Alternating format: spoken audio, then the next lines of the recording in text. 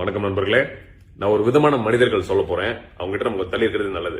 நீங்க கஷ்டத்துல இருக்கீங்க, இல்ல ஒரு வேதனையில இருக்கீங்க, இல்ல உங்க வாழ்க்கை போராட்டமாவே இருக்குன்னா அது வரைக்கும் உங்ககிட்ட ரொம்ப பாசமா, நல்லவனா, உங்க மேல பயங்கர அக்கறையா நல்லா பேசியிருப்பாங்க. பட் நீங்க உங்க வாழ்க்கையில வளர ஆரம்பிச்சிட்டீங்கன்னு நினைக்கிறீங்கன்னு வச்சுக்கோங்களேன். இல்ல நீங்க வளர்றீங்க, இல்ல உங்க மேல பாசமா காட்டுறாங்களே அந்த மாதிரி போலியான பாசத்தை, அவங்களுக்கு மேல நீங்க வளர்ந்து போறீங்க, இல்ல வளர்ந்துட்டீங்க அப்படின்னா அவங்களோட உண்மையான சுயரூபம் உங்களுக்கு தெரிய ஆரம்பிச்சிடும்.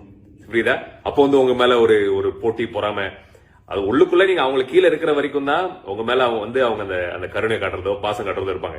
நீங்க அவங்களுக்கு மேல போறீங்க அப்படின்னு தெரிஞ்சுட்டா அப்படியே அந்த மக்களால ஏத்துக்க முடியாது. சோ அந்த மாதிரி போலி மக்கள் எதுக்கு நம்ம வாழ்க்கையில? சோ இந்த மாதிரி மக்கள் கிட்ட நம்ம கொஞ்சம் கவனமா இருக்கணும். புரியுதா? சொல்லணும்னு தோணுச்சு. ஏன்னா என் வாழ்க்கையில நான் பல தடவை பார்த்துட்டு இருக்கேன்.